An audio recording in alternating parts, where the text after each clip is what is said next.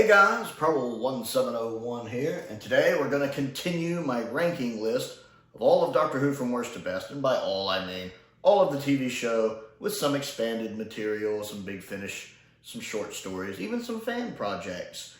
We're closing in on the top 100. This list overall has 426 entries. We are in the upper parts of that list now into very solid, good stories. Closing in on that top 100, very excited about it. We're going to start with, today we are looking at number 124 through number 101, and we're going to start at number 124. And next on the list is Revelation of the Daleks, another one of the 80s Dalek stories. I think this is the first one of those on the list. All three of the 80s Dalek stories are fantastic. They're all good. One of the things about Doctor Who, especially in the 70s and the 80s, is they did not overuse the Daleks much. I mean, you do get them a fair bit, I guess, in the Pertwee era. But especially from, I'd say, Tom Baker all the way through, you don't get a lot of the Daleks. You get 5 Dalek stories. So we're talking season 12 to season 26. Was that 14, 15 years there? You get 5 Dalek stories. They don't do them very often. And I like that. And because of that, all 5 of those stories are varying degrees of good. Even Destiny of the Daleks, which I would definitely probably say is objectively the weakest from a story standpoint and possibly a budget standpoint, is very enjoyable. Huge rewatchability factor. Genesis, of course, is a classic. Resurrection, Revelation, and Remembrance are all good too, considering, matter of fact, I think these 5 stories, none of them have been on the list yet. I think the lowest one I have on here is Revelation of the Daleks. Or what number are we at? 151, 120? I don't even know what number I'm on here. What's that, 125? You know, out of a list of 426. So we're 300 in, and we're getting to what I consider the weakest of those. It's great. It's dark. I like how dark this story is. One, the way it's executed on screen. I think it's executed on screen pretty well, for the most part. Nitpicks, but for the most part. And I like the darkness of the subject matter. Seasons 21 and seasons 22 are very dark seasons. A lot of times in execution and in stories. This one is very dark. What the Doctor is doing with the dead. Creating, basically a Soylent Green situation where he's creating the food he creates from the dead, and he's also turning some of the others into Daleks. The scene when the glass Dalek is nightmare fuel. Especially, I'm betting, for the time, but it holds up really well, that scene, with the makeup, the idea of the glass Dalek, the makeup on the guy, seeing him switch from being, who he is to being the Dalek. It's creepy, scary, atmospheric, really well done. A lot of people get killed. I hate the fact that the girl who went looking for her father and the guy with her, they don't make it. That's kind of crazy to me. They don't make it. I do like the updated effects for this story. It does have optional updated effects from the DVD release, which of course are carried over to the Blu-ray. I do think they're an improvement. I think the original effects are fine. I do think they're an improvement. I do like the older assassin in it, like Scorsese. I like him. I don't remember his name, but I like him a lot. The actor playing him's great. The character's great. He gets to do some cool stuff. I love having the actress who was also with John Cleese, Ellen, I believe is her name. I like having her back in this story. She's good. Love her assistant. He's definitely Ham. And he's got to have the most interesting death of all time, where when he gets shot, he looks at her, and I'm surprised he didn't finish his drink before he fell over. That's all right. That death's a little much. But I like the way he played it. I mean, it's unnecessary, but at the same time, it's funny. I like the scene when the assassin kills her, when she's like, "You can die," and he pulls out that blade. "You first, stab." I like the guy who plays his helper, the kind of, I don't know his name, but his assistant, the one that shoots Davros's hand. The guy playing him's great. The character's great. I like them. The bit with, was it Clive Swift, I think? Who, of course, was also in Voyage of the Damned. With him and the nurse that likes him feels like padding. This is one of the things I don't like. It just feels like padding. I feel like you could do an omnibus of Revelation of the Daleks and cut that out. It doesn't need to be there. The two guys who actually call for reinforcements, they don't need to be there. I do like that when Clive Swift's character gets killed, the little toupee falls off. Because he's obviously a bit of a narcissistic man, so it's just like a final insult to injury, the toupee falls. I love that little detail. Davros being the head of the thing is really cool. That turning out to be a fake out's really cool. I like that we really see the first glimpse. I mean, I want to say the first glimpses of the Civil War. This is the first time I think you really see the Civil War between the two factions of the Daleks. That's pretty interesting. I enjoyed that. The cliffhanger for part 1 with the tomb falling on the Doctor, doesn't work just because it doesn't look convincing. That shot of it falling down it just looks like a cardboard or styrofoam prop. So I don't quite buy it. And there's a couple other parts that I know, I can't quite think of them right off the top of my head. I know that I have issues with in this one, but it's still enjoyable. It just needs a little tightening up. But it is a really good and nice and dark, creepy story. And that is The Ghost Monument. I like this episode. It's very enjoyable. I'm not saying it's A tier, but I do like it a lot. Now, I'm not a huge fan of Series 11. I think Series 11 is arguably the worst season of Doctor Who we've ever gotten. It has some rough stories, but there are some good ones in there. I enjoy Demons of the Punjab. I enjoy Kerblam. And a couple of them, if I'm in the mood for them, are all right, even though they have some rough stuff in them. But I really like The Ghost Monument. It's fun.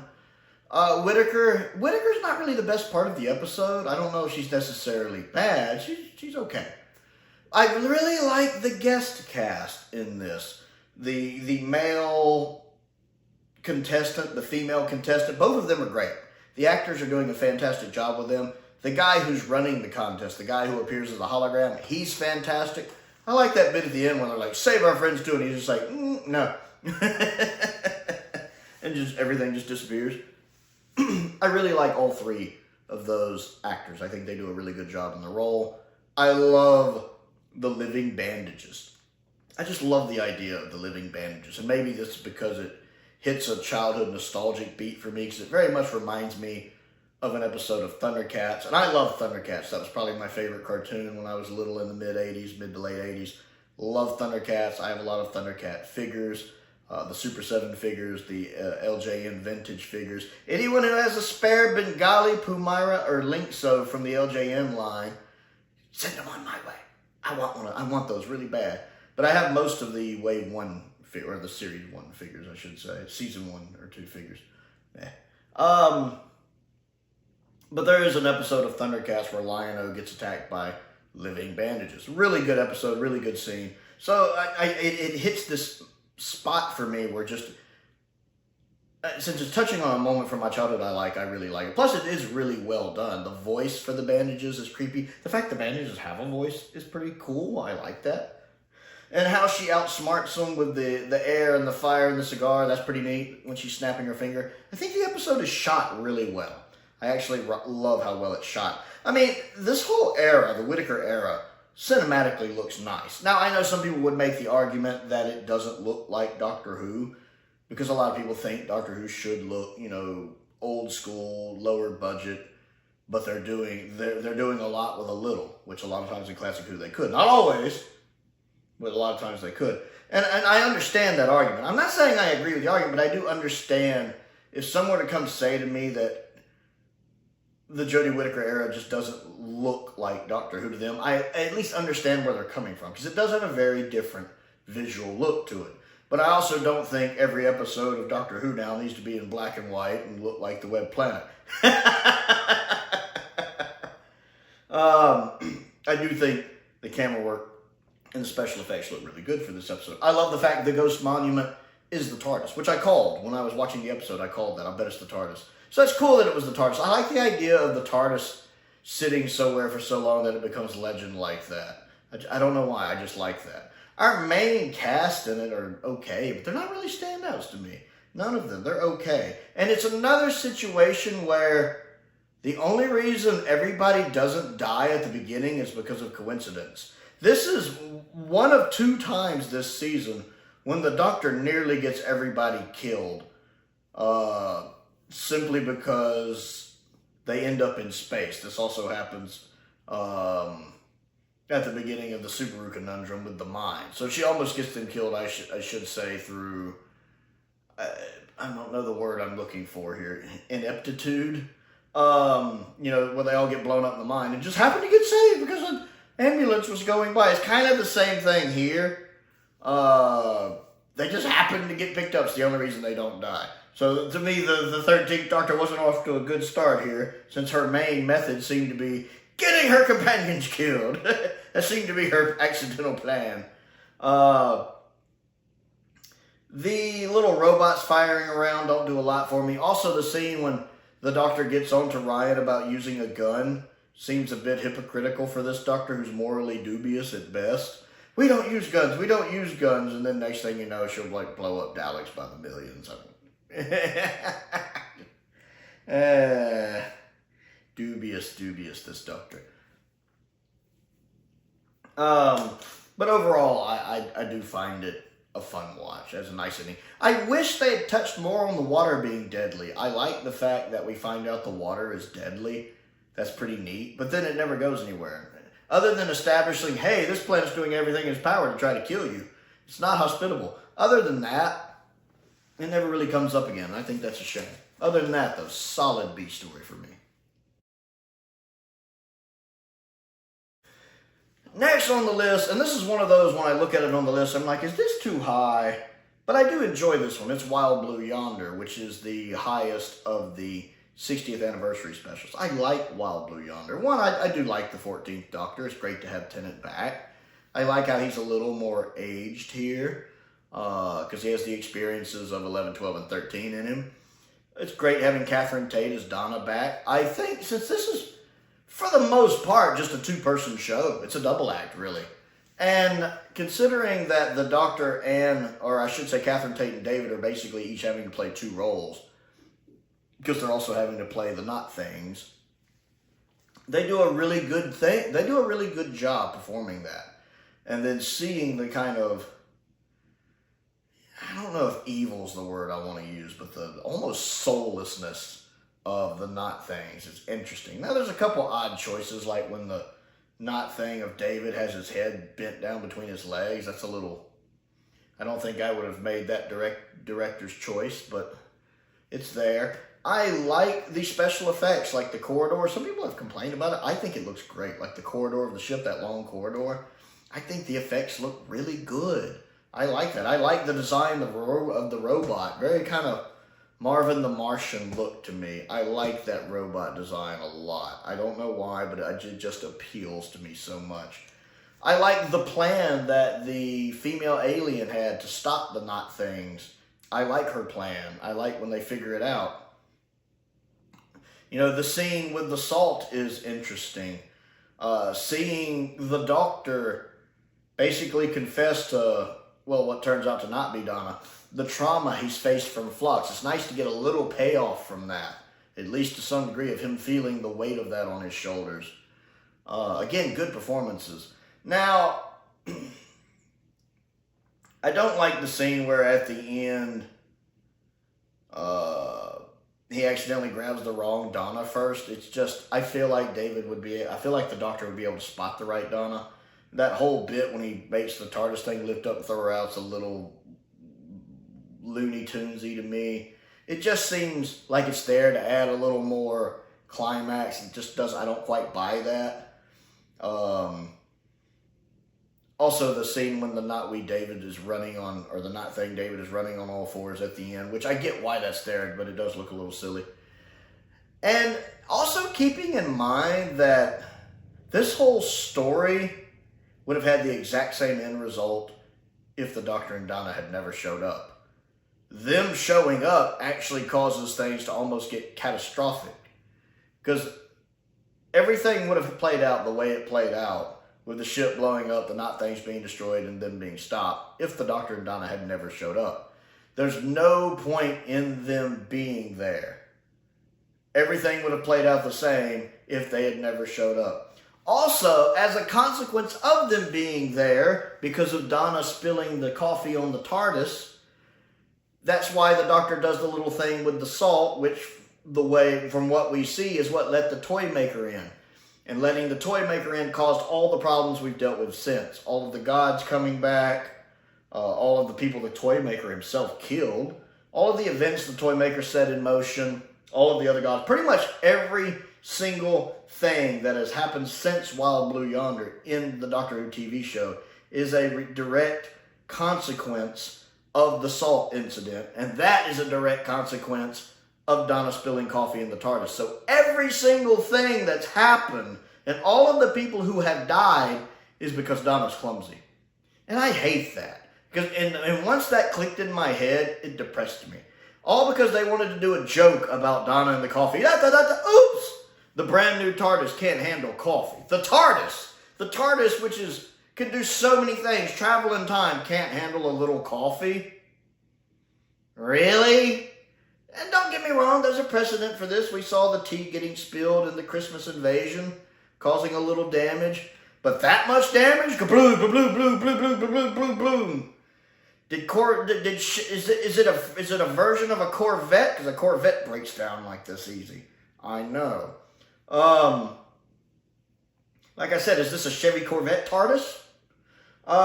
And so every single thing that happens, and all of these people who have died, and all of these later episodes, maybe not literally every episode, but a lot of the episodes dealing with the gods and everything, are because of Donna being clumsy and spilling tea on the TARDIS, or coffee on the TARDIS, or whatever. That I can't quite get my head around. But in and of itself, I enjoy Wild Blue Yonder. It's good performances from both members of the cast, and I like the visuals that were used for the story, and I like the story. Next on the list is Cold War, my favorite Ice Warrior story, at least in the show, maybe overall, but at least in the show.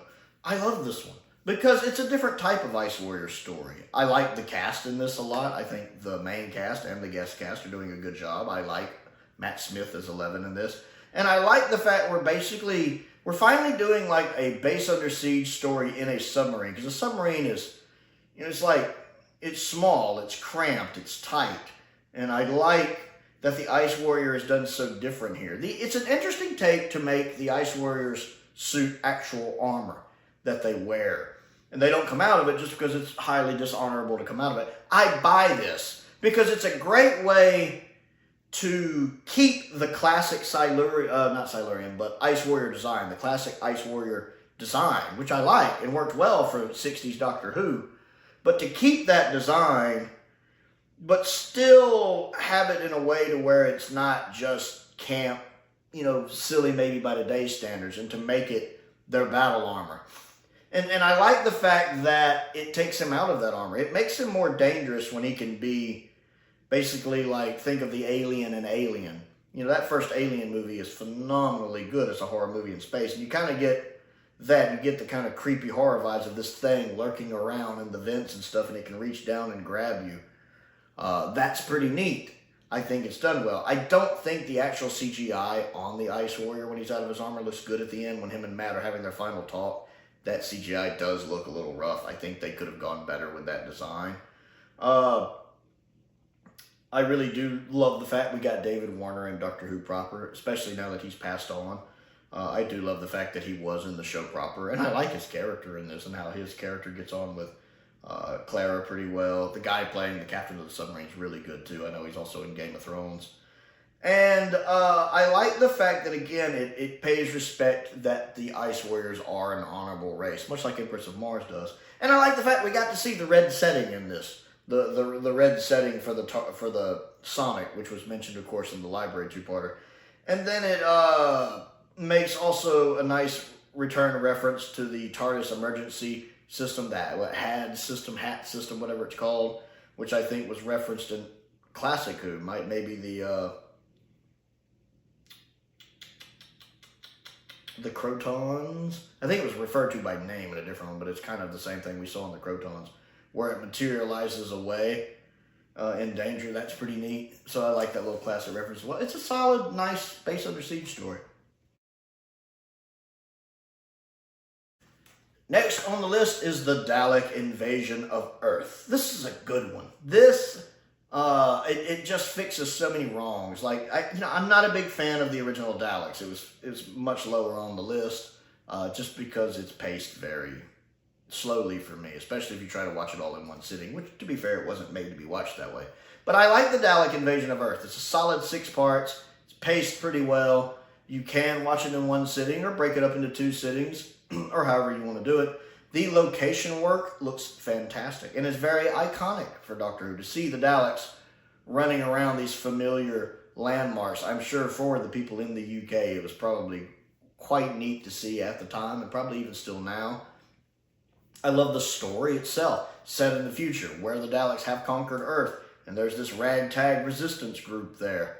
I like that all of our characters get stuff to do. I like the concept of the Robo-Men, which was kind of a precursor to the Cybermen, and just as dangerous and creepy and horrifying as being seen what happened to them, almost like the Borg in Star Trek we would get later. Well, in Star Trek The Next Generation. And one little detail, I've mentioned this before, that I find fascinating, and I don't know whether they did it on purpose or not, is one of the Robo-Men that gets knocked out, the one that the Doctor tells, like, David, no, don't kill him, just leave him. When he gets knocked on the ground, if you pay attention and notice, he's wearing a wedding ring.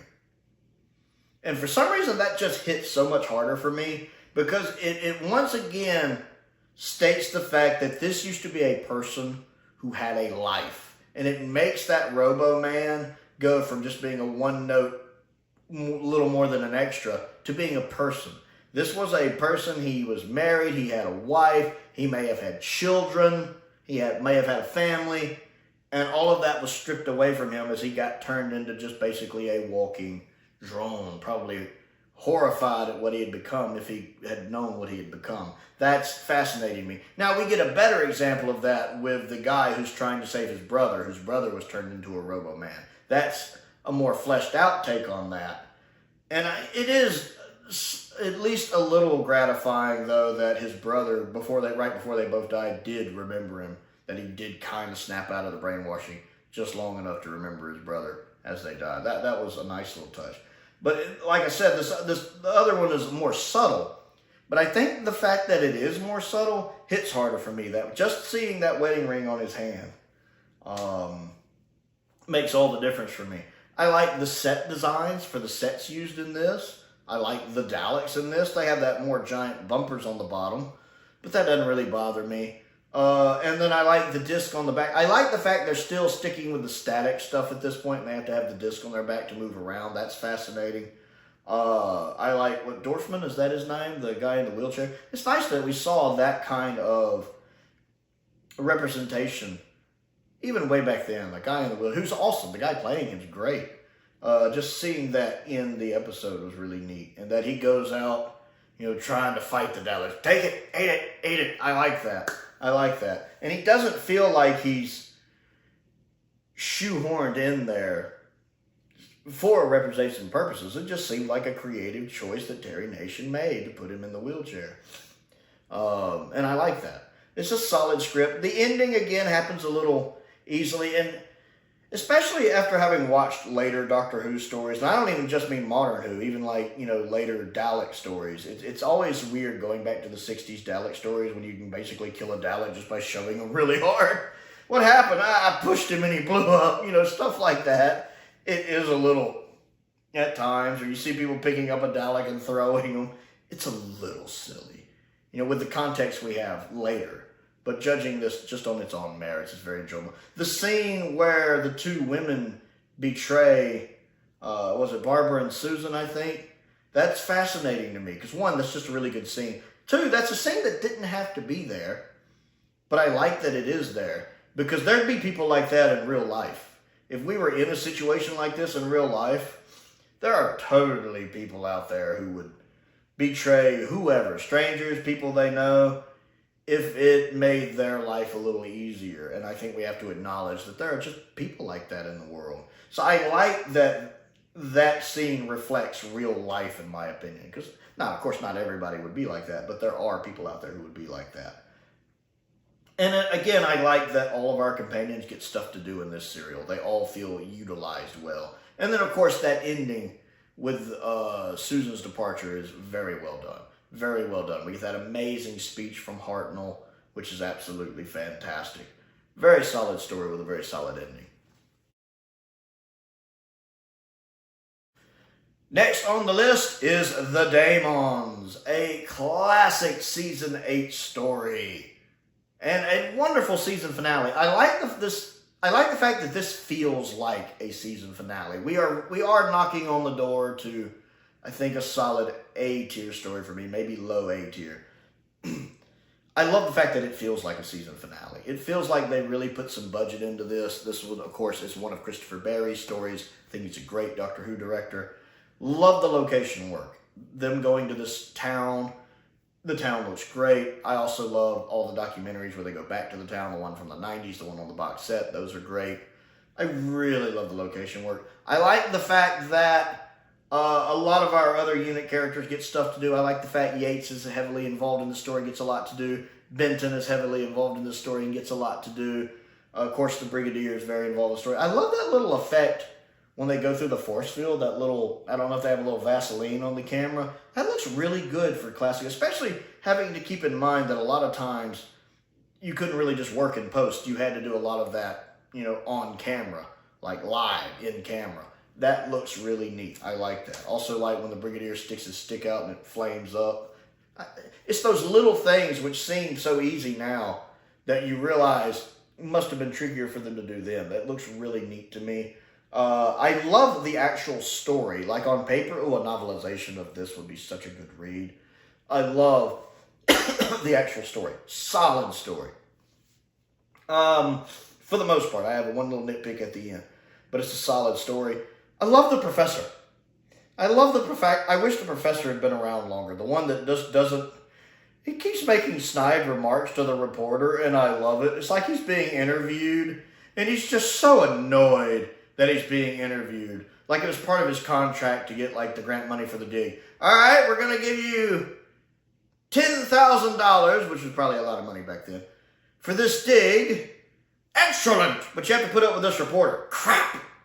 Fine. And he's just tolerating it because he has to. That's like my headcanon now. I just thought of it on the spot, but that's totally my headcanon.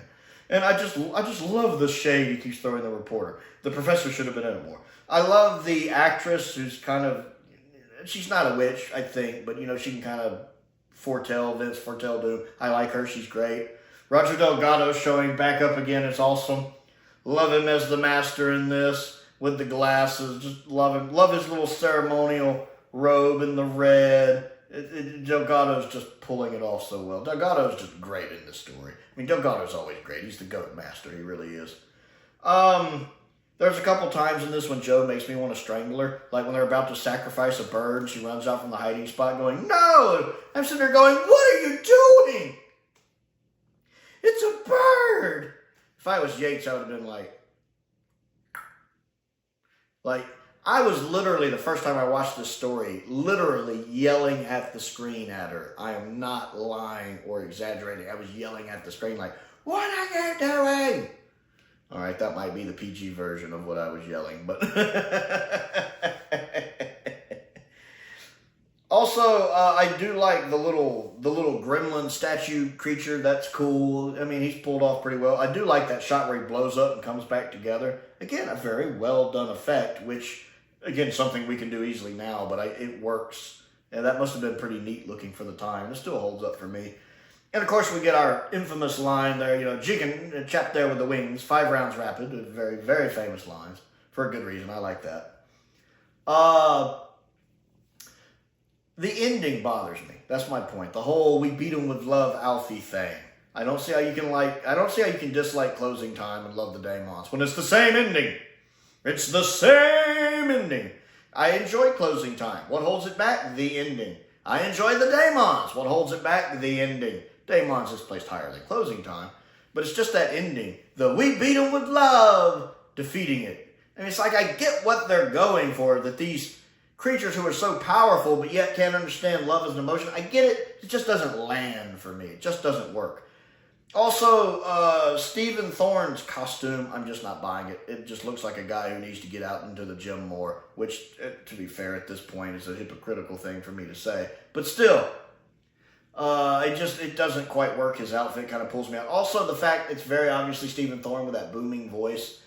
And I always associate that voice with Omega. For me, that's just Omega's voice. So when he talks in this, it kind of reminds me that I'm not in this adventure, I'm just watching a story with actors.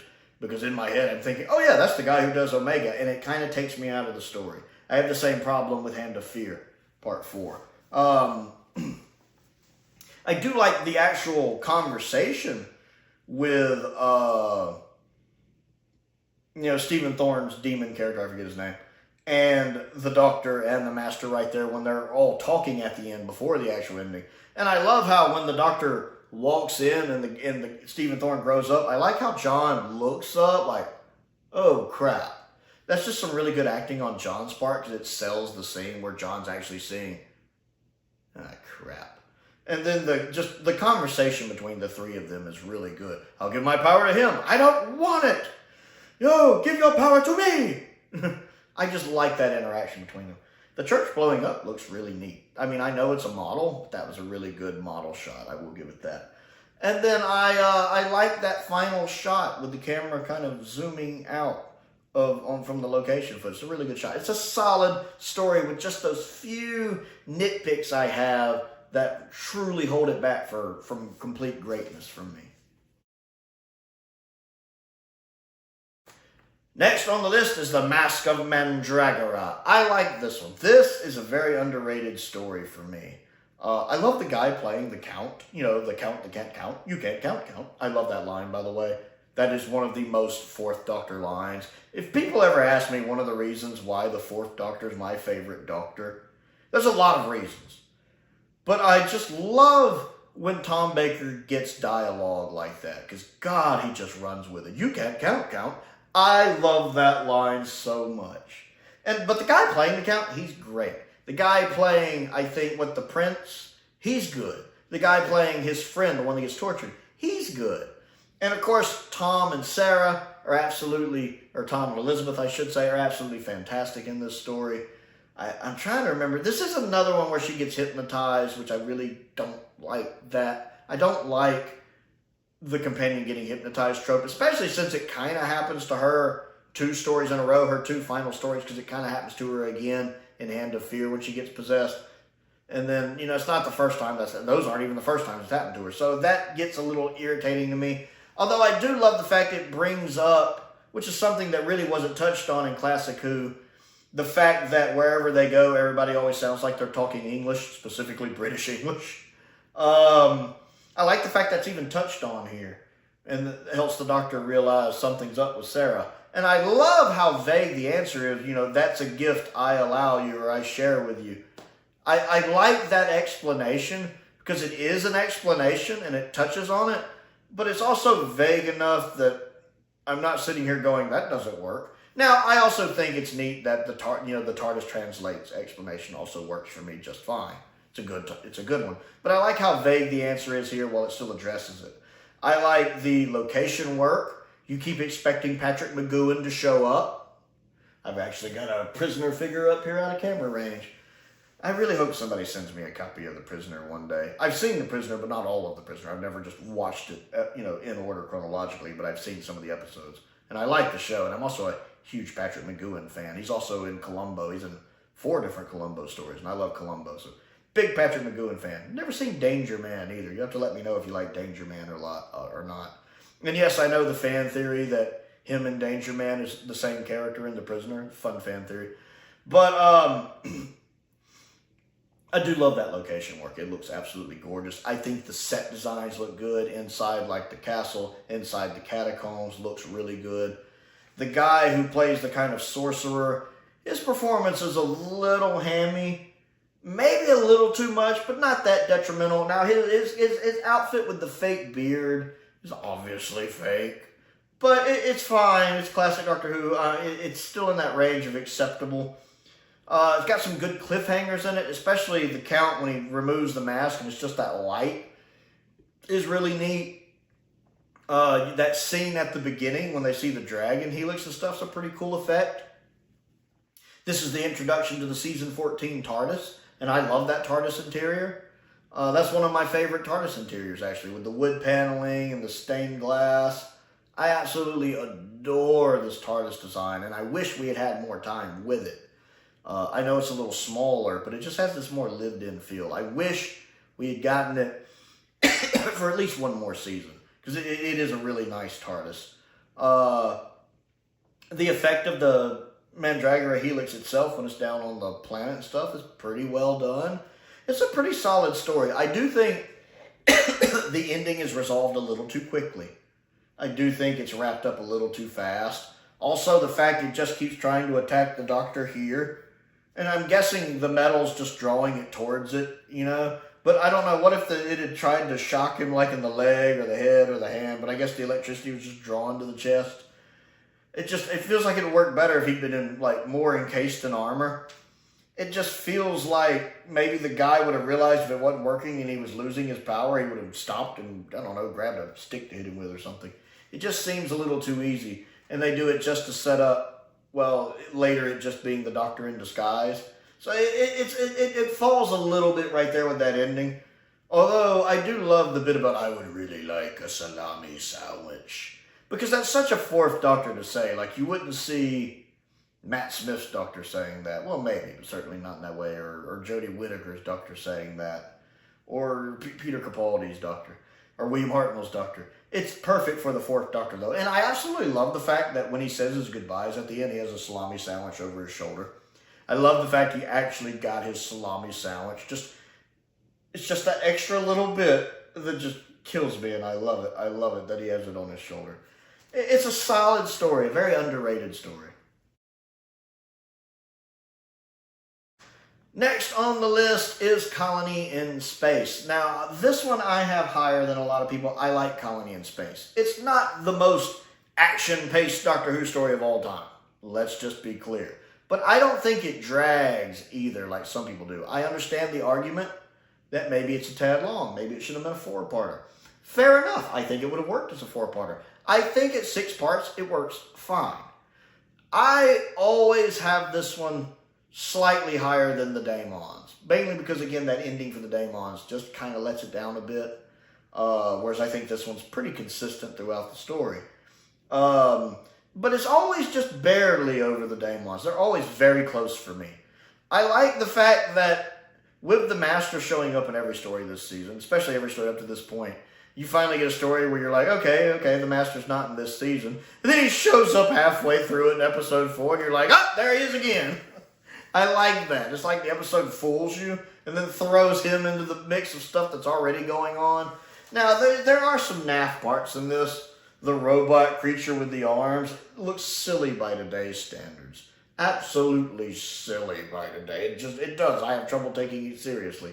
Also, the fact that nobody else questioned the fact that the giant monster somehow made it into the room with a roof. Like, nobody went, It seems like I feel like even I in that situation would have been like, So, again, there are some plot problems there, in my opinion. I do like the cast, though. Again, the guy playing Ash, who was also, of course, Sacrifice Guy in the Aztecs, he's great as Ash. I like him. Of course, he was also great as a Sacrifice Guy. But he's great as Ash. I like him. The guy playing the leader of the miners with the really odd hair, he's good. I like him. Very emotionalist. The guy playing his right-hand man, the more sadistic one, he's good. But I never quite forgive this story for the fact that that was originally supposed to be a female role. It was originally supposed to be a woman playing that role. I mean, a woman was hired, a woman was cast.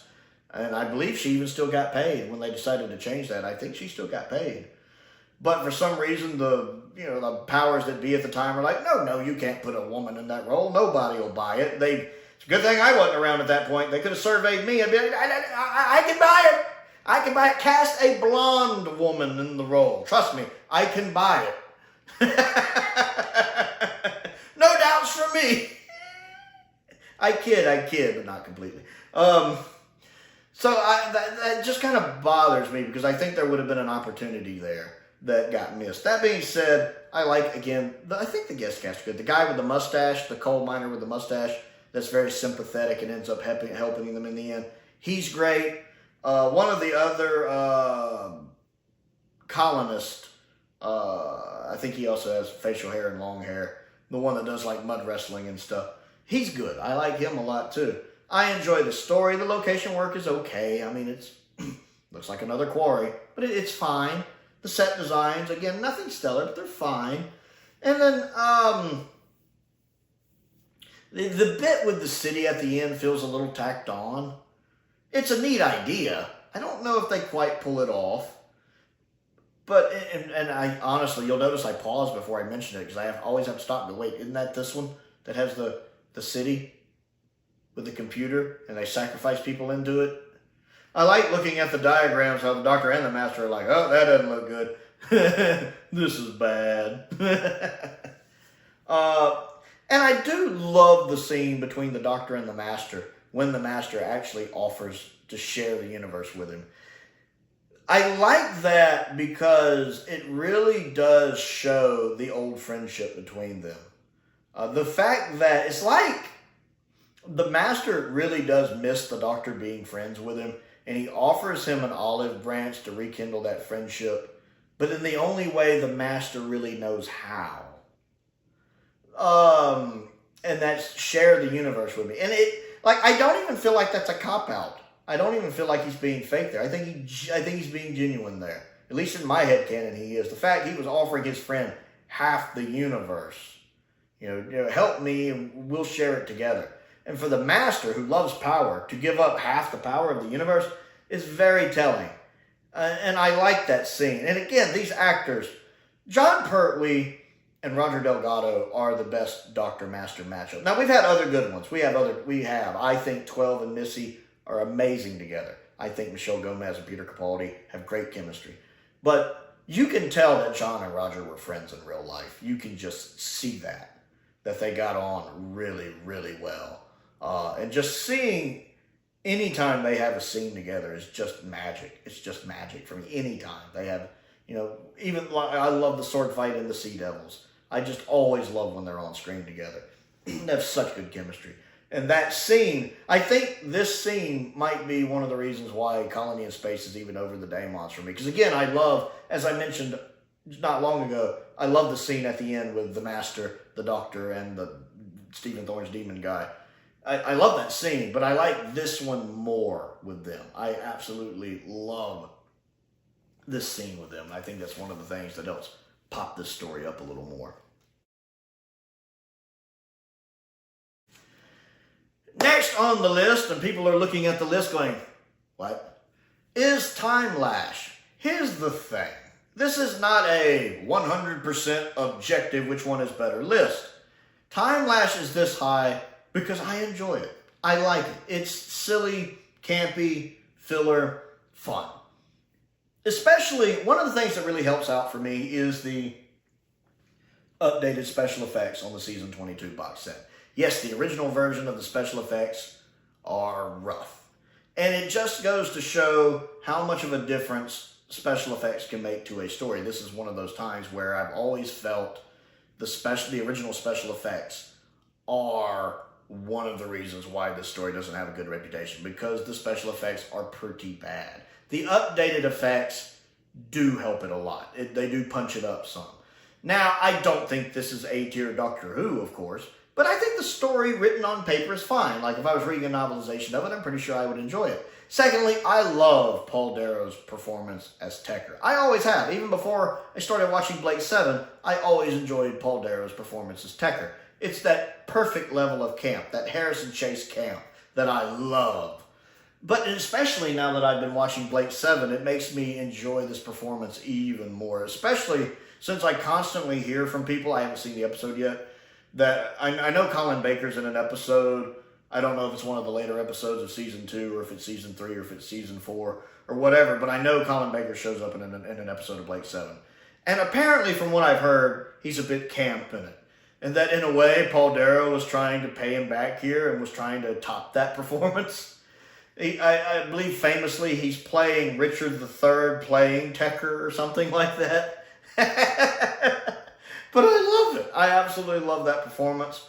Again, as I always mention, the Borat makeup looks great. And I think y'all have to give me that one. Even if you don't like Time Lash, if you think Time Lash is utter garbage, you have to give me the Borat makeup. I think even down in the comments, you have to be, all right, Prowl, I'll give you the Borat makeup. That looks good, especially for Classic Who. But even today, that makeup on the Borat looks good. It's good performance, too. I think the actor is doing a lot with that role.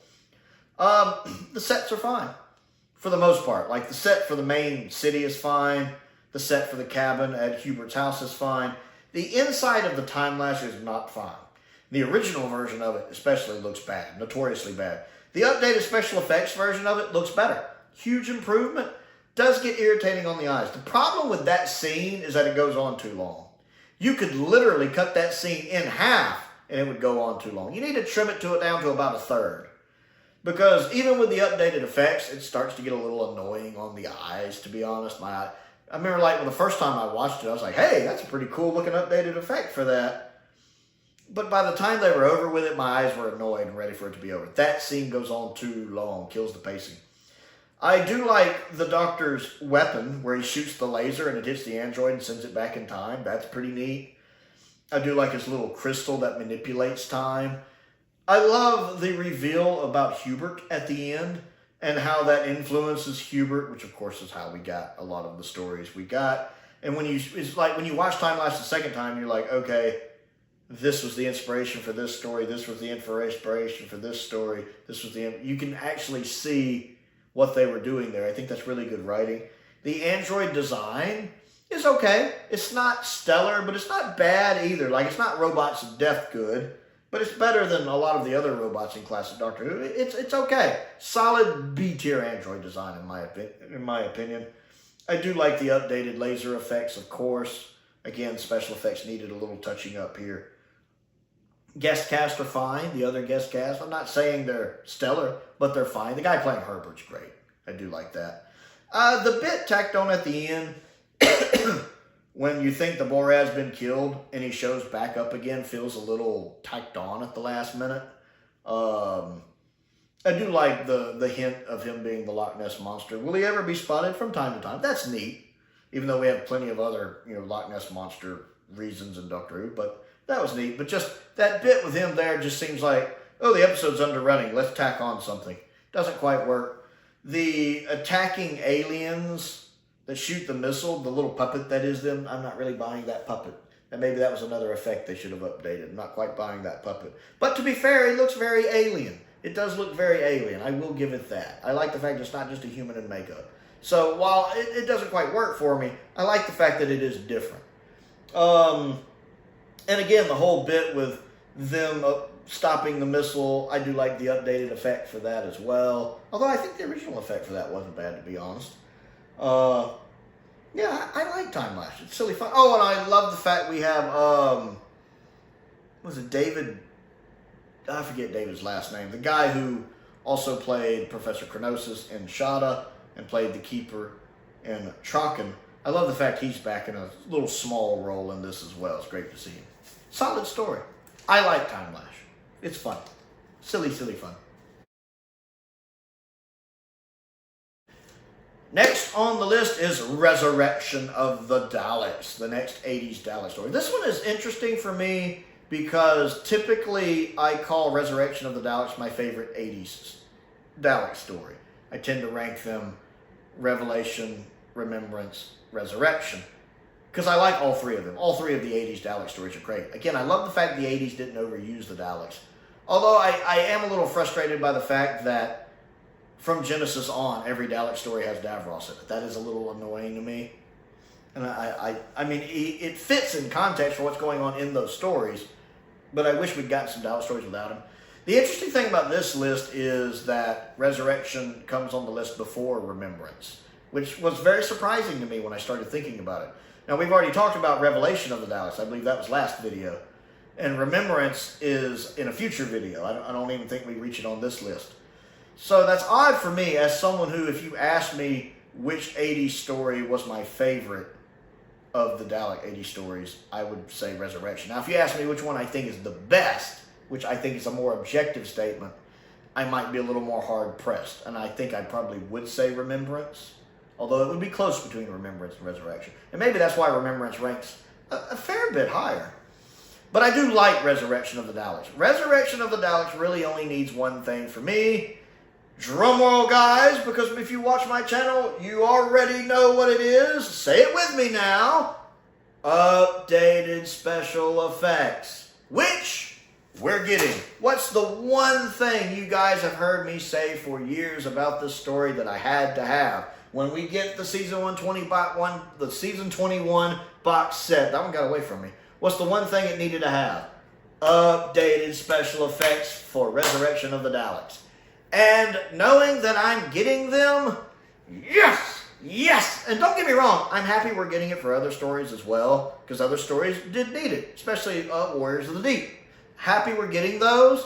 But my main takeaway was I'm finally getting my updated stories for Resurrection of the Daleks, because it needs them. It's a solid story. Season 21 is dark. Resurrection of the Daleks is one of the darkest Dalek stories I think we've ever gotten. Love the location work. Love the set designs. Love Lytton. The guy who plays Lytton is so good. In both of his stories, he's great. That actor, hands down, fantastic. Love Lytton. The uniforms everybody wears aren't great, but they aren't the worst. You have the uniforms that the mercenaries wear, and then the uniforms the people who work at the prison are wearing. And they're okay. Solid C-tier uniforms on both counts. The guy who has the slight stutter issue, he's good. I like him. The crew of the prison ship, I like them. And I like the fact, as it mentions even in the teaser trailer, this is an international station, and it does have an international crew. I like the fact that they did that with the casting. I think that, for a story in 1984, I think that's done impressively well. I think they're all putting in good performances. And you feel the loss when they all get killed. I mean, they're all trying to do the right thing, and slowly they get picked off. The scene when the Daleks first break through and they're fighting is a great scene, other than the fact it needs some updated special effects. I hate the fact that the weapons the prison guards use they just make that, they don't do anything. They need blast coming out of them. And you can really see that because there are several fan-made videos where they do updated special effects for that scene and the story as a whole. And it just makes it look so much better. But the actual scene, the way it's shot, still looks really good. I like the darker corridors of the spaceship, the prison ship. I like the model work in this episode a lot with the prison, the way the prison looks, the Dalek spaceship, which really doesn't look like a Dalek spaceship. I always, in my mind, feel like this isn't originally a Dalek spaceship. It's just a ship they stole at some point, maybe to sneak in. Kind of like the animated Transformers movie when the Decepticons steal the shuttle, kind of like that. But I enjoy the story. I think Terry Malloy is good as Davros. I mean, I do prefer Julian Bleach and Michael Wisher, but I think Terry Malloy is a good Davros. The voice is a little off. That always bothers me, that his voice isn't quite Davros-like. But he's still very good in the role. I like the fact that they stick to the continuity from Destiny of the Daleks of him being a prisoner and being frozen. Davros kind of learning about regeneration sort of for the first time here is really neat. It's a solid story. And what an exit for Tegan. Tegan goes through so much in this story. This is such a genuine companion exit that Tegan sees so much death in this story that it just breaks her. And it's such a sad companion departure. Which is a shame because I think it's such a solid story. And I think that exit actually makes it more powerful. So I shouldn't say it's a shame. It's a shame that our last scene of Tegan for a long time was that. It's a very powerful companion departure. A couple of the other guest characters I like. The one woman with the glasses who was with Tegan a lot and got killed. Also the guy who was leading the military unit who also gets killed and then also later plays his, doppelganger clone. That guy, I really liked him. He left an impression on me. Also, definitely got to give a prop to the one military guy who was giving it his all with his death scene. He's he definitely wanted to give them their money's worth with that. It's a solid story. I really like Resurrection of the Daleks. Famously more kills than even the Terminator. Next on the list is World Enough and Time and the Doctor Falls, a solid Series 10 finale. Now, to be fair, this is another one of those instances where Part 1 is better than Part 2. Part 2 is still good. Part 2 I would probably rank as A tier, whereas Part 1 I might bump up into S tier.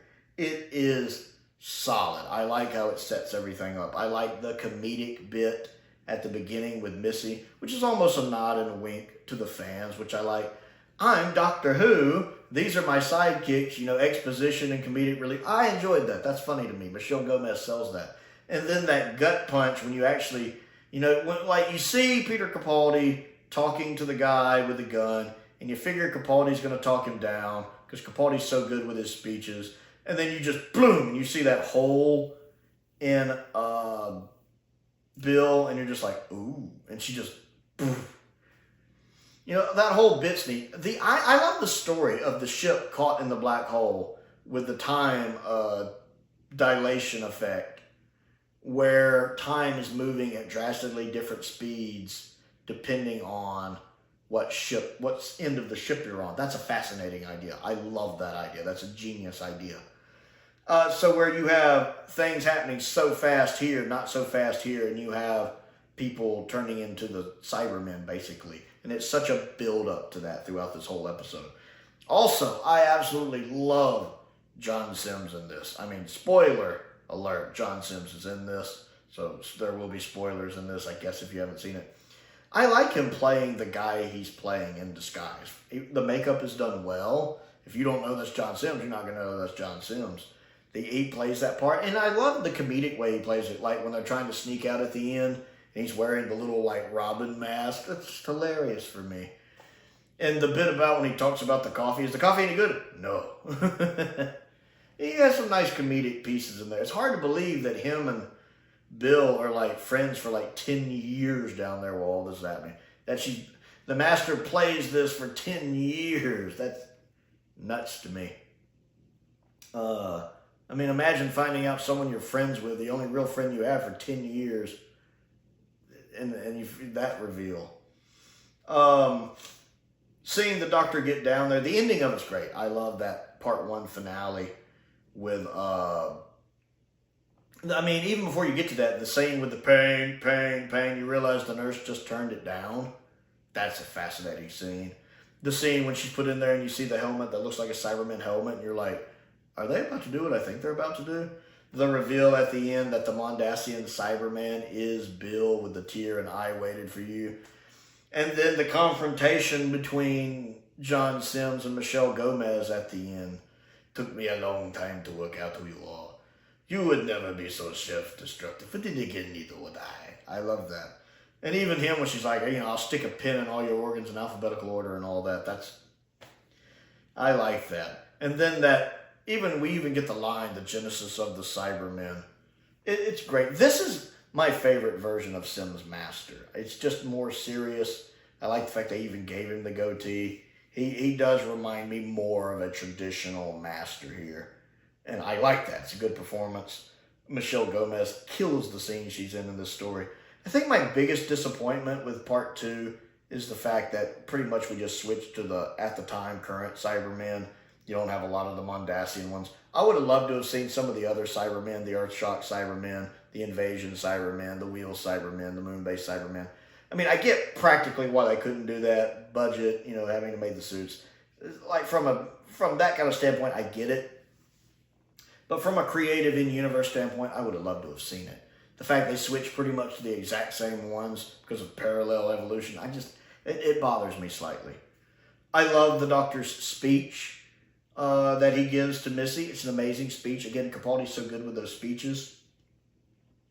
I like the bit when he's blowing them all up at the end. I figured there'd be too many for him to stop them all, but that's a really good send-off where he almost dies doing that. You may be a doctor, but I'm the doctor. I love that when he's fighting them. I like that Bill gets her happy ending with Heather. I do. I like how it ties back to the pilot.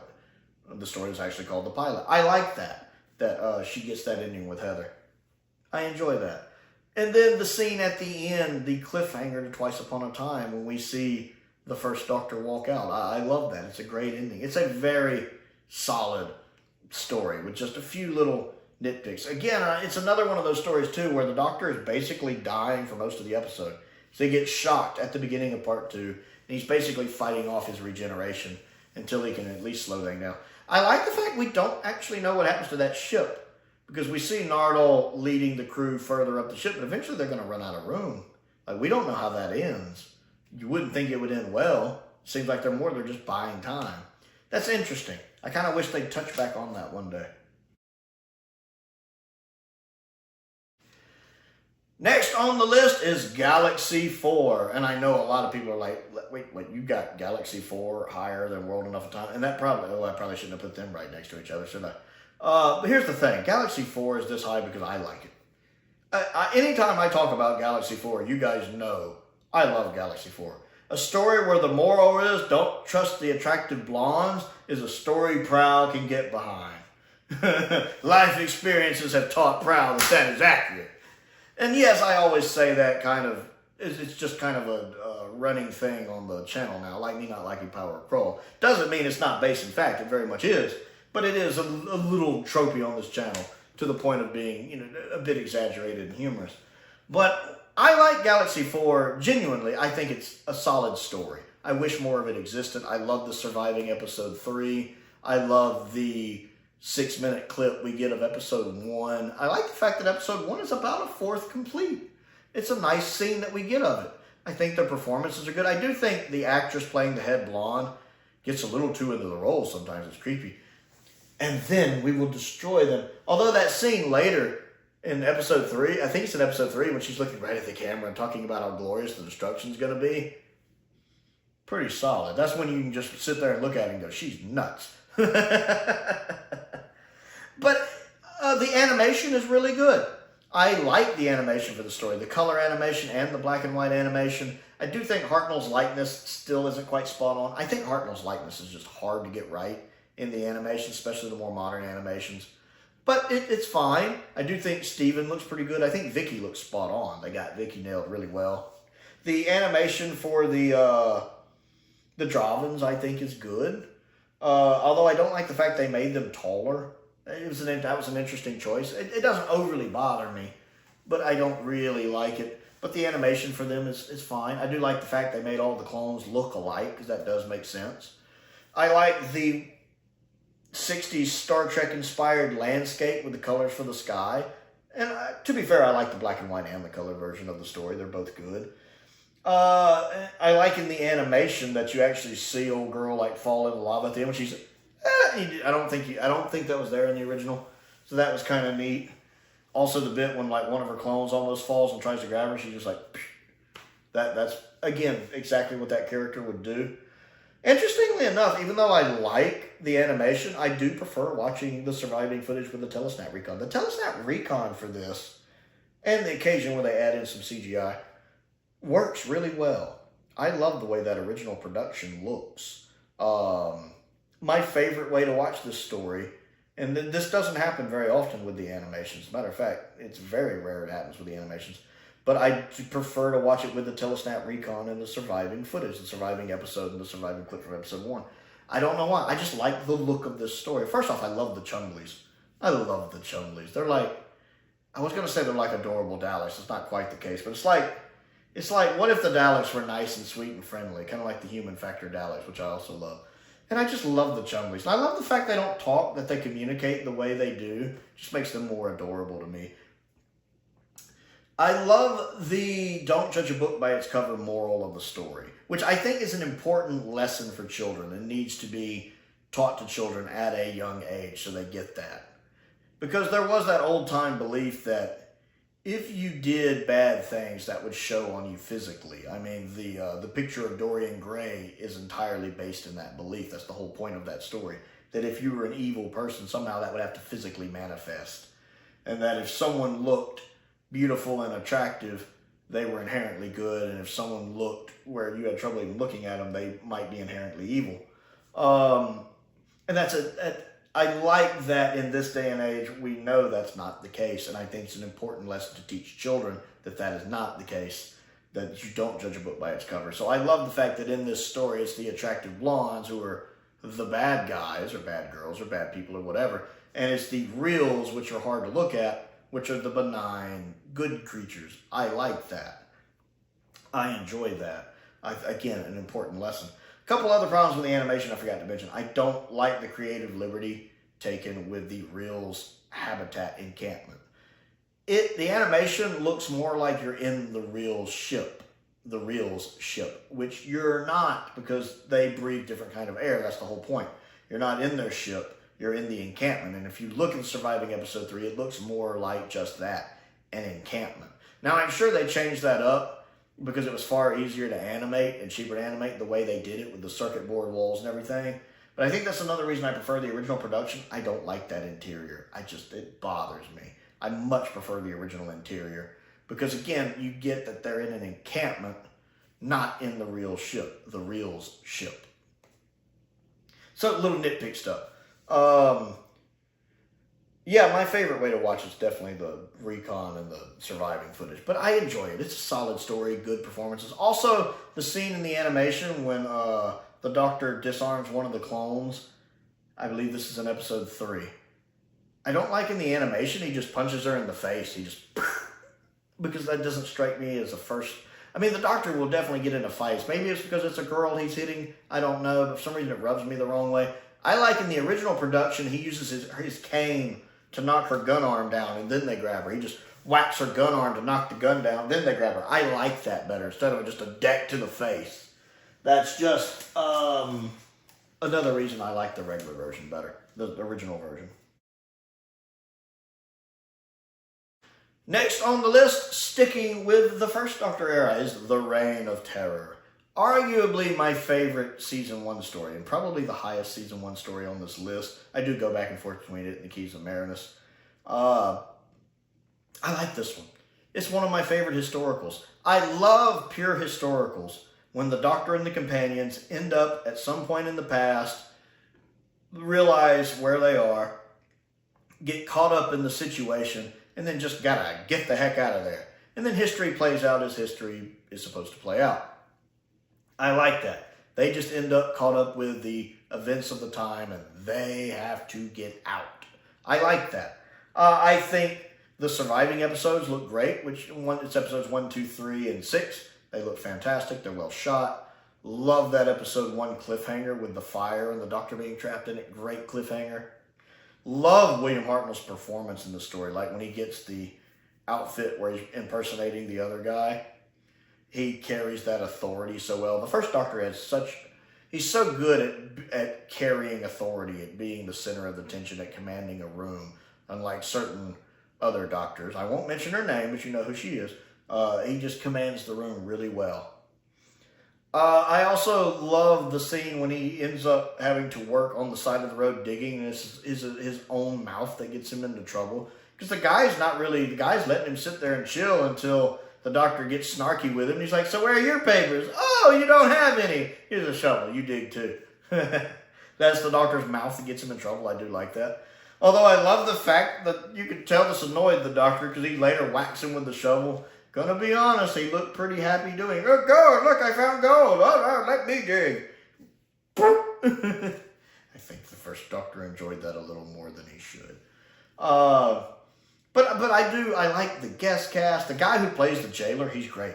Like, playing that kind of role, the kind of bumbling, self-important, kind of idiot type, the guy plays that beautifully. He does. Barbara and Ian getting to see Napoleon is pretty neat. The animation for episodes 4 and 5 is really good. I actually really like the animation a lot.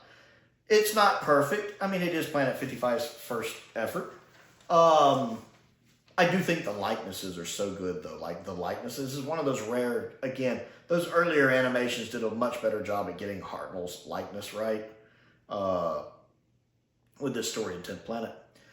I do think the likenesses look really good. You always know which characters talk, especially in our main cast, but even in the guest cast, the likenesses are spot on.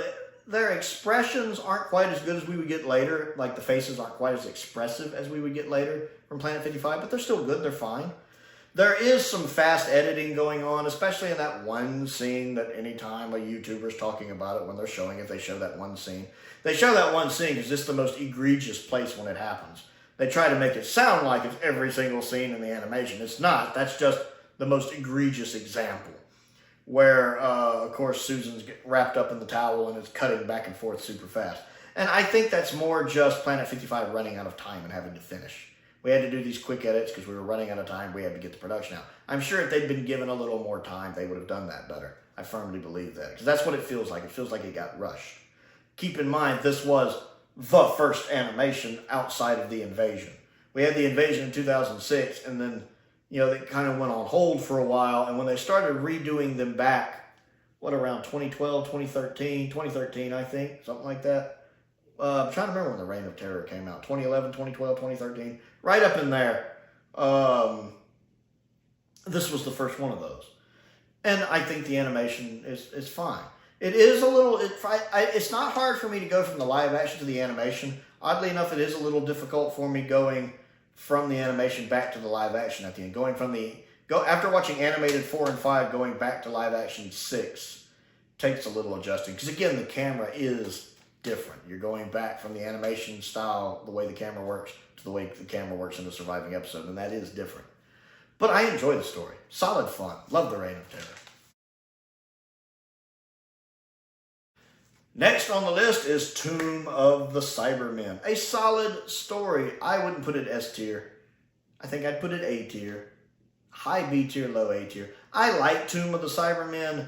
I do think Tomb of the Cybermen is a little overrated. I will be honest with you.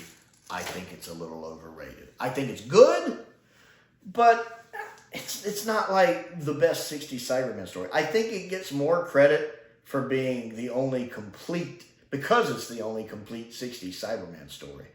Keeping in mind, and I've touched on this before, that when Tomb of the Cybermen was initially recovered and people started being able to see it again for the first time in almost 30 years, there was some disappointment. It was a little underwhelming. It didn't quite live up to the reputation it had, because most people were only aware of it through either they'd seen it on broadcast and those memories were now almost 30 years old and it kind of built up in their head, especially if they'd seen it as a child, because a child's imagination can take a story like that and really improve it in their mind. I've had that happen. Or else they had heard about it from other people who had seen it, or else they had read maybe the novelization of it. So this was the first time that people were either getting to see it actually for the first time, or the first time they had seen it in a really long time, maybe the first time they had seen it in adulthood, and it was considered underwhelming. Now it seems to have gotten back that status of being a good story, of being, you know, a top-tier story, but again, I think it's because it's the only complete story. It is an enjoyable story. It is a good story. I don't think it's like S-tier story. Again, I will argue that 60 Cybermen are the best Cybermen. I do think it's a solid story. But I think the Moon Base is a better story. I think arguably from a story standpoint, 10th Planet is a better story. I think The Invasion is a better story. I really think the only one this one might beat out would be The Wheel in Space for me personally. But I like the guest cast in it. They're good. They all have their own unique personalities. I think they're a solid cast of characters with solid performances. I don't really care for the cyber design as much here. I prefer the 10th Planet design. And I don't like the cyber voices, because the cyber voices I have trouble understanding. They sound more robotic to me than cyborg to me. I don't really get into that design, especially the cyber leader. That's a little weird what's going on here.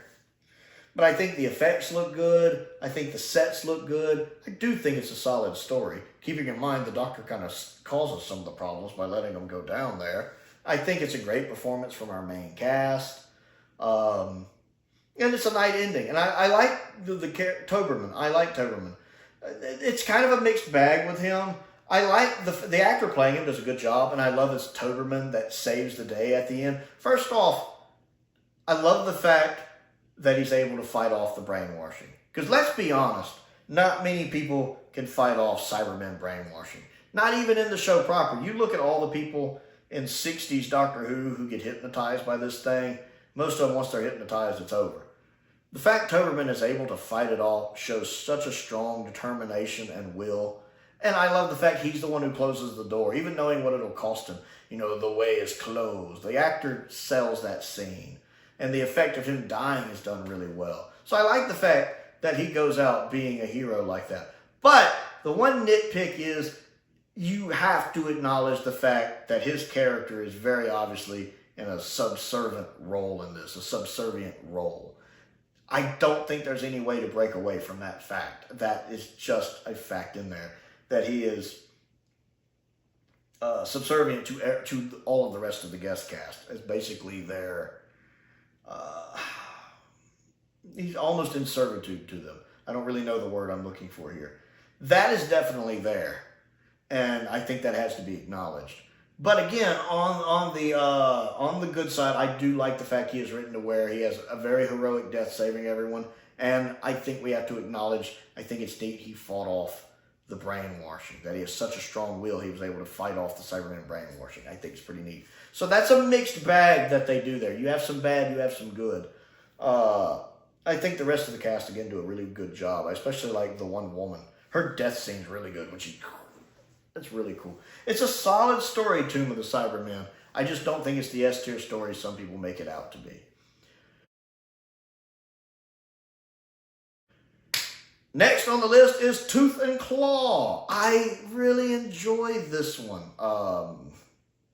Tooth and Claw is a great werewolf story. I like werewolf stories, some more than others. Like I don't watch a lot of modern werewolf stuff, but I still like werewolves. I think part of it to me is because my favorite thing werewolf still is the 1987 TV series Werewolf, which was one of the debut Fox shows. It only ran one season, and it's kind of like the old Incredible Hulk show, but with a werewolf. It even had Chuck Connors in a few episodes as the villain. Man, he's great in that role. I love that show. If you've never seen it, it's an amazing show. I really wish they put it out on DVD here. I've waited so long for that show to come out on DVD, and they finally put it out in France. I would love to get a copy of that, because that is such a good show. But because of that show, I've always had a strong love for werewolves, even if I don't like a lot of other werewolf material. So I like getting a werewolf episode of Doctor Who. Now, the werewolf itself does look a bit CGI. It looks a little dated. I think it holds up pretty well, but it's still a little dated. Doesn't really bother my enjoyment of the story. The monks very much feel like a cult. That's really well done, getting them like a cult. I like the fact that they trained the werewolf to ignore the little leaves they wear. That's pretty neat. It's a good way to write in why the werewolf doesn't just attack everybody. I think it's cast well. I think the actress playing Queen Victoria, who I know just passed away a few months ago, and of course she was also in The Faceless Ones. I think she's great in the role. She's fantastic. The guy who's playing the guy who runs the house, who kind of gets, basically gets stuck having to help the bad guys because his family's in danger. The actor playing him was good. The guard, the kind of the Queen's kind of first guard, the main one, the one who calls the other guy a traitor, he's solid. I like him in it. And I enjoy the story. I like, at the beginning, the Doctor and Rose just kind of treating it as silly fun, like how they placed the bet about trying to get her to say that she's not amused. Also, I love the fact David gets to talk in his actual Scottish accent a bit. I'm sure he enjoyed that. And I can never quite pinpoint when he loses it. I've always tried, and I've never been able to do it. It's like I'll forget as I'm watching the episode to keep up with it. You, whose accent comes and goes so easily. Oh, yeah. I like that. I think it's interesting that she knights him and then banishes him, and that's how they set up Torchwood. Once again, the Doctor being his own worst enemy here, because the events here are what cause everything with Torchwood later in the finale. Once again, the Doctor being his own kind of worst enemy here. Main nitpick would be the room where it's supposed to be werewolf proof.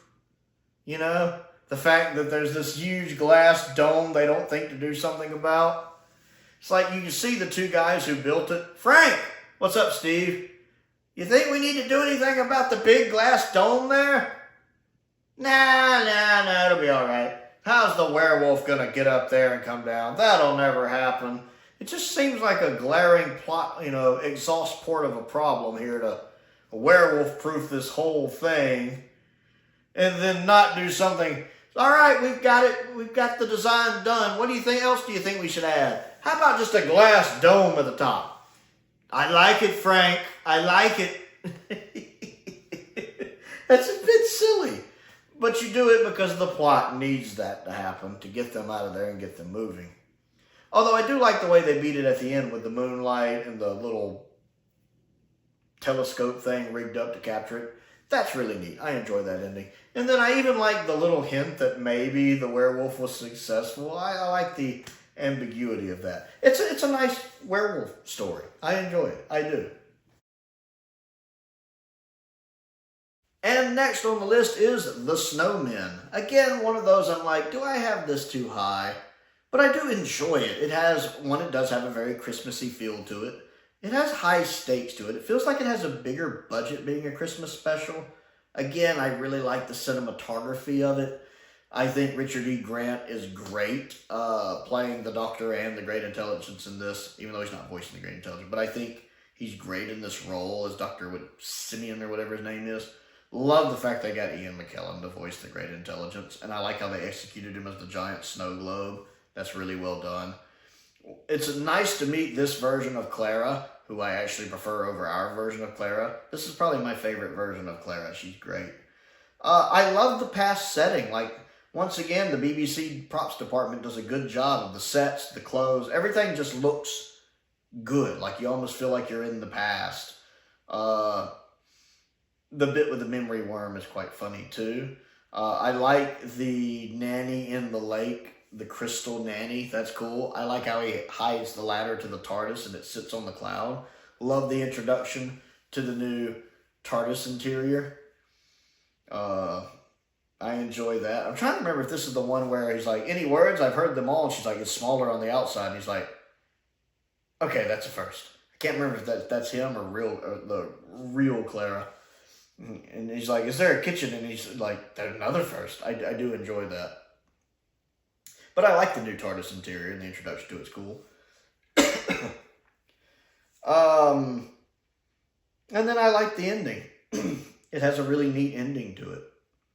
Also, I love the snowmen, their design with the teeth and the smile. It very much feels, having gone back and seen the Second Doctor snowmen stories, or Great Intelligence stories, I should say. It fits. I feel like the character fits in this. I like the scene when the snowman eat the people, and he's like, I said you could stay for dinner. And there the dinner. I enjoyed that. Yeah, I like the snowman. It just feels like it has more of an extra punch to it, probably due to a slightly higher budget. Next on the list is the Daleks in color, the edited, colorized version of the Daleks we got in 2023. I prefer this over the original. I just do. The original ranked considerably lower on the list. I feel like this edit is just easier to get through. The colorization looks good. Obviously, it looks like it has been colorized. They very much go for that kind of 60s telecolor approach, but it works. It looks really nice. The color choices they made, for the most part, work. I think Barbara's kind of pink shirt, vest, pullover, or whatever is very pink. And sometimes they do get a little carried away with the colors, trying to give it that stereotypical 60s look. I liked a lot of the redubbed Dalek lines where they mention like the Khalids and they say exterminate more to make them more in line with how we know the Daleks act. Love the fact they got David Goodison back, because I think he was like in his late 90s at the time, to do some of the Dalek voices. That's awesome. I love that. And then again, the flashbacks happen a little too much. but that's kind of covering up dialogue for the edit. I think it's a solid edit. It still gets the point across. Some of the added scenes where you see the shots of the city look good. How it starts in black and white and goes into color looks good. It's a more enjoyable experience for me to watch this than it is to watch the original.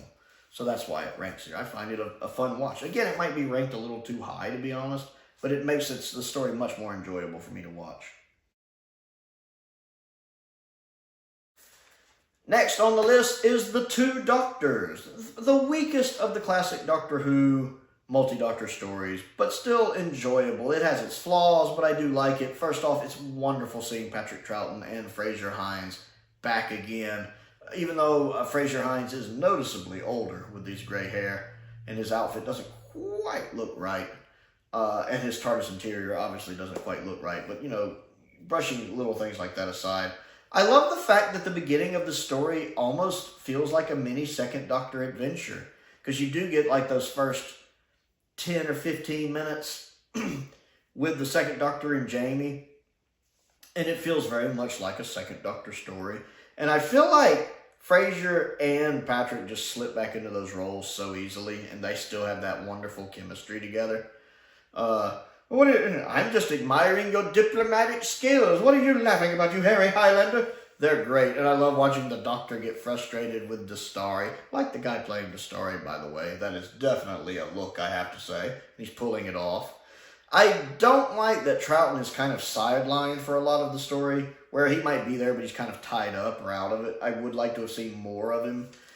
Him as the angiogram doesn't bother me as much as it used to. It's a little funny, which it doesn't necessarily need, especially with the top hat. I do like the fact that as a Time Lord, he's able to fight it off and revert back to normal. That's pretty cool. And I like the fact that he acts indignant that they installed the remote control thing on the TARDIS at the beginning. But at the end, when he uses it to call the TARDIS, the Sixth Doctor's like, how do you get that? The Second Doctor's like, well, some of us have earned these rewards.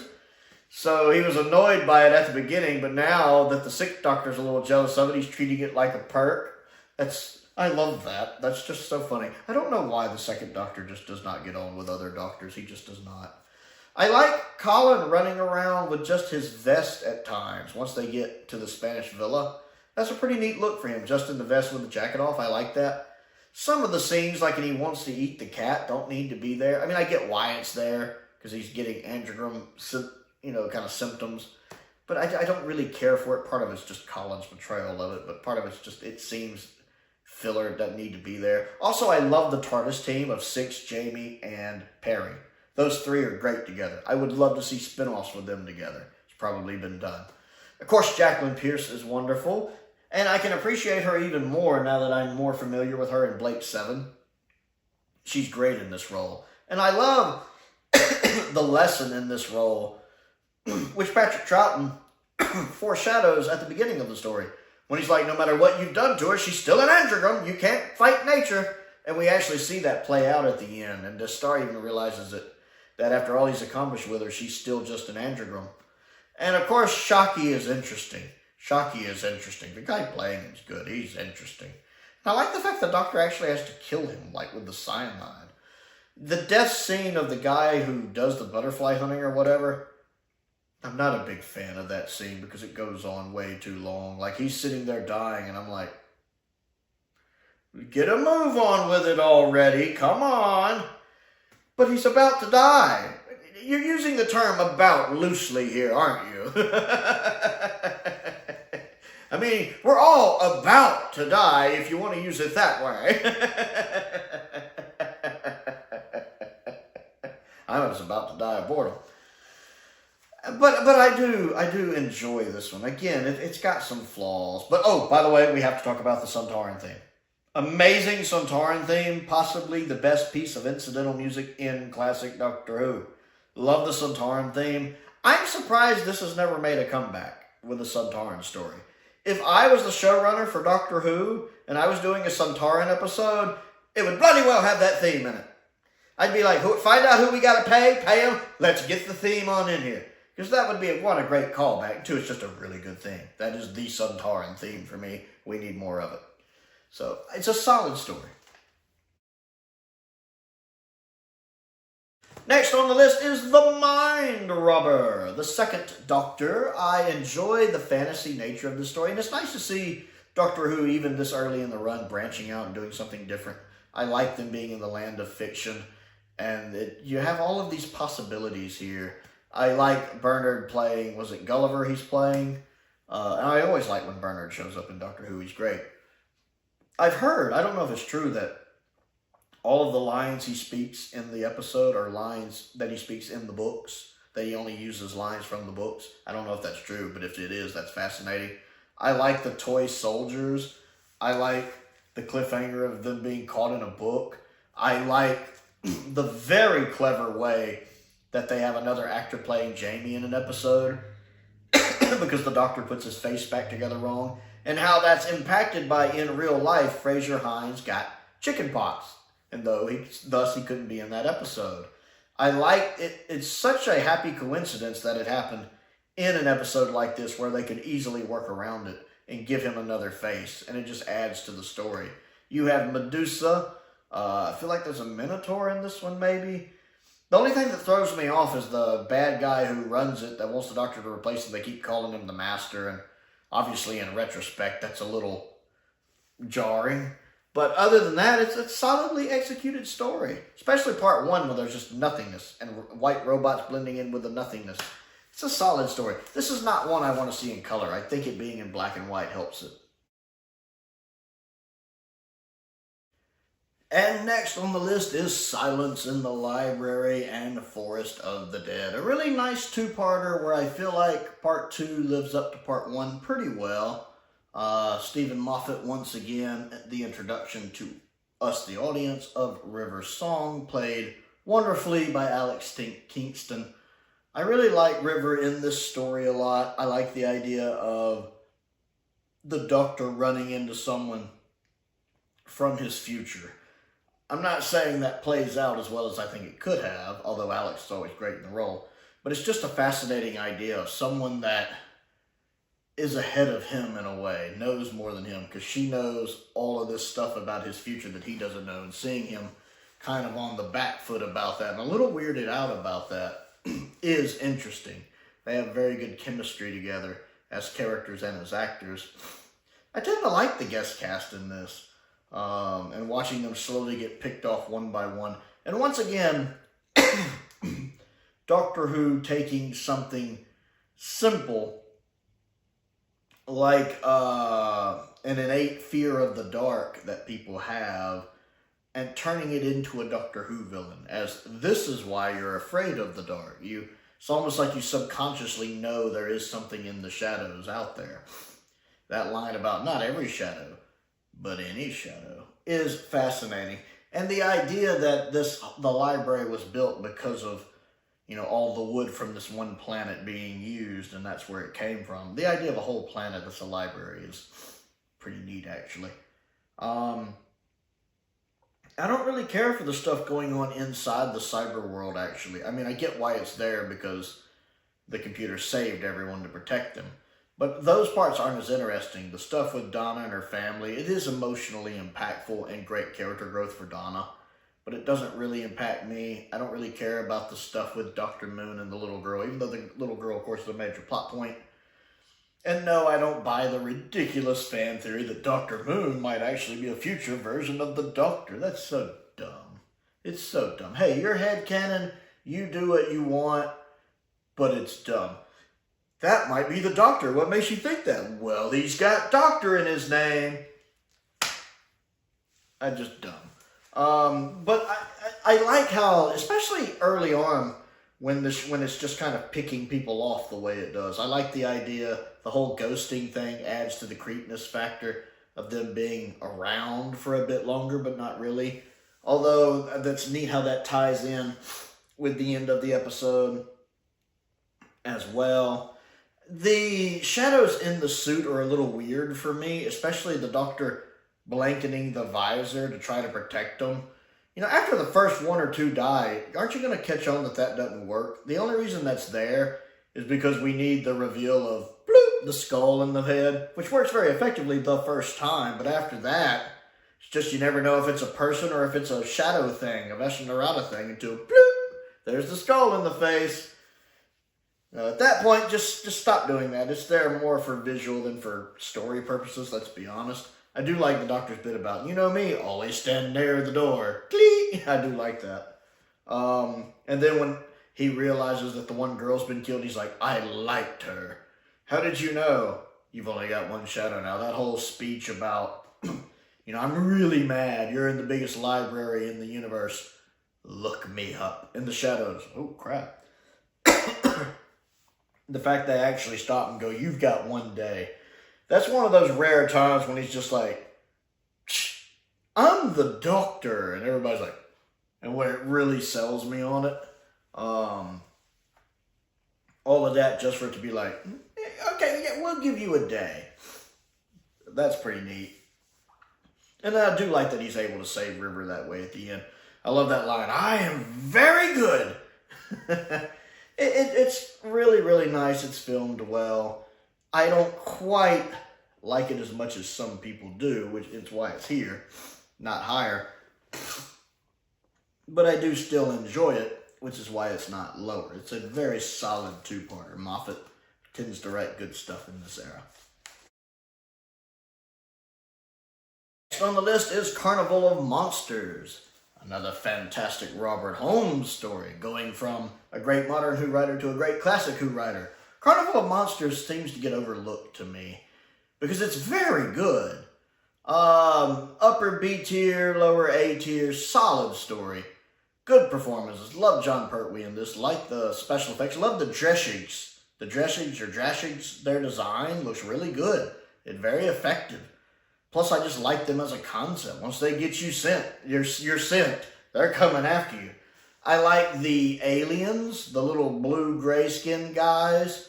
And I like how they have a slightly different way they talk. Like, one gets twinges. You know, they have a slightly different manner of speaking, and I like when aliens do that, similar to the Kangs in Paradise of Death. It just kind of adds to the alien, of convincing me they're not just, you know, actors made up, that they're aliens from another planet. I like that. I enjoy that. It just adds a little in the immersion for me. Of course, I love the double act. It's a Robert Holmes story. Of course, we're going to have a double act of the guy who, you know, the showman and his assistant, who, of course, have the little scope, which isn't supposed to be there. They really do look like showmen, like traveling showmen. Kind of half showman, half conman, but I like their performances. I like their outfits. We have Ian Marter in this story, of course, playing a role other than Harry, and he's good. I like the little guest cast on the ship, actually.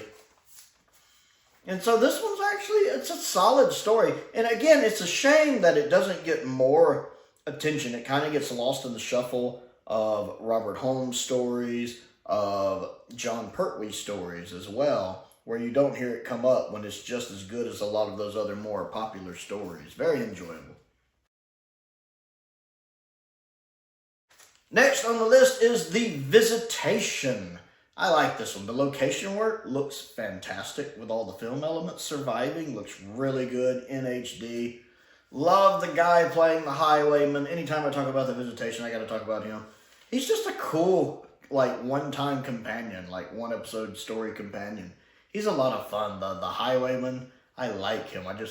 His voice is really cool. And just his personality in the show is really cool. It's odd because I think the actual actor was not very fond of the story, but I think he's great in it. I like the story itself. I like that introduction when the family first gets attacked, because you're pretty sure they get killed, but you don't see it. That's pretty interesting. The reptile design's not the best in the world, but it's not bad either. It falls kind of in the middle. It falls apart a little with the robot. The robot looks pretty good when he's in his, like, Grim Reaper outfit, but when the robot's not, he looks laughably bad. Like, you take one look at the robot and go, this was made in the 80s, because it looks like an 80s robot. And that always kind of takes me out of it a little bit when I see the robot, and I'm like,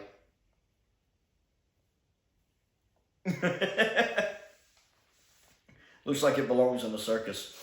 I like the story, though. Like, I like the Doctor walking through the little wall that isn't really there. That was a pretty neat effect. I like, you know, the fact some of the citizens are being controlled by the bracelet thing, and it even happens to Tegan for a bit. And I love the ending. I love the ending. Are we going to put it out? Nah, I think we need to let this fire burn. That's pretty neat how that ties in. The Visitation is just a nice little adventure. Although we do have the death of the Sonic in it. The death of the Sonic in classic Doctor Who. This was the last story to feature the Sonic Screwdriver all the way up to the TV movie. So, felt like they killed an old friend too. And next on the list is Twice Upon a Time. I enjoy Twice Upon a Time, even a little more than the Doctor Falls, that two-parter. I like the fact that there are no actual villains in it. I love that line about, it's not an evil plan. I don't know what to do if it's not an evil plan. I like that. I like the fact that it's all just a misunderstanding. I love that. I enjoy David Bradley in the role. He's not really the first Doctor to me. Because he doesn't play it like Hartnell playing the first Doctor. He does his own thing with it, which I respect. But he feels more like an alternate version of the first Doctor than the first Doctor. I feel like Richard Herndl nails the first Doctor better than David Bradley does, and it's not even close. But it's nice seeing him interact with 12, other than the fact, I don't like the fact 12 doesn't quite hold one in reverence the way the others do. Like, most of the time, the other Doctors tend to look up to one or have a respect for him, where 12 really doesn't. That's a little bothersome as well. It is great to see Pearl Mackie again, and she's there in a way that makes sense. Unlike sometimes when they bring companions back, it does make sense why she's there. I enjoyed briefly seeing Nardole again. I think Mark Gatiss is fine as the World War I soldier. I love the fact they roped in the Christmas 1914 adventure with them playing football together. That was really neat, since that's a real historical fact. And they do a good job of roping that historical event into the story. It's nice to see Rusty again. I like Rusty. It just comes together really well. I like the music in it a lot too. I know it's kind of new versions of music from other stuff, but the incidental music in the story is really good. It's got a lot of heart to it. You really feel like Capaldi's pouring his all into it. I love how the episode starts with footage from the 10th planet and how it transitions into the new footage. I wish we could see more of the film footage that they didn't use in the episode. Like, we know they shot more stuff for the 10th planet recreation. I wish we could actually see like an extended version with all of that in it. And I love at the end how the footage transitions back to the 10th planet and we actually get to see the original regeneration there at the end. And for like a split second, Patrick Troughton was the Doctor again on TV, and that was amazing. I actually like that regeneration better than 12's regeneration, which was still fine, but went on a little long with him talking to himself. But you know, all the Doctors have to monologue in the modern series before they regenerate. One thing I'll at least give 13's regeneration is she didn't do it long. It wasn't much. 12's goes on a little too long. It's nice to hear the Shepherd's Boy music again, but it goes on a little too long. Even though there's some good stuff in it. There are. Some of those lines are really good, but a little too long. And then a nice ending with the TARDIS blowing up again, which is a little tropey now, but still I like the idea that, I think it's hilarious that the Doctor regenerates into a blonde woman, immediately loses her ring, immediately loses all of her paperwork, of course has to check herself in the mirror, and then the TARDIS just tosses her right out. That's just funny to me. How can you not laugh at that? It feels like an adventure, which I really like. Now, I don't always enjoy some of the ways they characterize the first Doctor, especially all of the sexist nonsense, which is way overplayed. And you get the impression that the people who wrote this had never actually watched the Hartnell era. Either that or they watched, like, episode 1 of An Unearthly Child and maybe the Daleks and said, well, that's the first Doctor, when that's really not the case. And, like, I wouldn't have minded 1 or 2 of the jokes. Matter of fact, 1 or 2 of the jokes were funny. You know, if it had just done it 1 or 2 times, I'd have been fine. But they kind of kept doing it. Aren't all women made of glass? Now, in my head canon, the only reason he's saying a lot of that stuff is to put the World War I soldier at ease, because he knows the World War I soldier is kind of, what the fuck? You know? Weirded out, and so he's just kind of saying stuff like that to kind of set his mind at ease, because that's the way a World War I soldier probably would think. That's my headcanon. And then the bit about you're going to have a very smack bottom line, which I get is kind of a nod toward the Dalek invasion of Earth, but it doesn't work, because there's a difference between a grandfather saying that to his granddaughter, especially in an episode of something from 1964 where spanking was very much still a thing. That wouldn't be uncommon for a grandfather to say that to his granddaughter in 1964. But, in 2017, or whenever this episode aired, for the Doctor to say that to a complete stranger, and just the slightest bit of common sense in thinking about it would have said, okay, that's not a good idea. Like, I guess they were going for it to be funny. Doesn't quite land for me. I think all of us were reacting the same way 12 was. Can we just pretend that never happened? The show was self-aware enough to go, no, that's terrible, but not self-aware enough to go, we shouldn't do it. So it's a mixed bag, but I still enjoy it. Next on the list is Revenge of the Cybermen, which I can say with quite certainty, and I am unanimous in this, that it's the best 70s Cyberman story in classic Doctor Who. I like Revenge of the Cybermen. I think it's very underrated, one of the most underrated classic stories. I love the Cyberman design in it. I like the voice work of the Cybermen. It's nice to see Nerva Beacon again. I do like that set. And it has a nice familiar feel to it as someone who grew up watching the Ark in Space. I think the sets on the Vogan planet look good. I think the Vogans with their makeup look good. I like that makeup style. I love the B-plot with them, with the political struggle between them on the planet. I like that. I think that's really nice to have a nice B-plot going on in it. I love Tom Baker's sass in this. I love that he is not having it with the Cybermen when he's getting snarky. You're just a bunch of old soldiers skulking about, in a tin can, or whatever it is he says. We will be the ultimate. No, I don't think so somehow. I love all of the sass and snark he has in this story. Harry Sullivan is an imbecile! I love that. I like the one guy who's playing double agent / triple agent, where he's, on everybody's side and nobody's side, basically. It's the same actor who played one of the bad guys in the pilot for Blake 7. I like him as an actor, and I like his character in this. Again, the guest cast in this I like. Sarah gets a little bit to do in it, but not enough. The updated special effects look really good as well. The original effects are fine. I don't have anything against the original effects. They're fine. But the updated effects on the Season 12 box set do punch it up a little bit. That is my preferred way to watch it, especially right at the end when it's hurtling down towards the planet and you see it on the view screen and then you see it shoot up. That looks really good. I do prefer the updated effects. Now, there is some bad things going on in this story. One, we have a giant plot hole with, the reason the Cybermen want to blow this planet up is it's the planet of gold, and that's their weakness. So when they go down there to attack, you figured the Vogans, or Vogons, however you say it, would be using gold against them, but they don't. They're shooting with all these other weapons that are ineffective. We have to destroy this planet because it's our main weakness. People on the planet. Oh, what do we hurt them with? And it's like the people on the planet know it's their weakness, and they still don't use it. It's like they should just be running around with a bunch of gold, killing them all. All right, we've got shotguns that shoot gold. The shells are just filled with gold.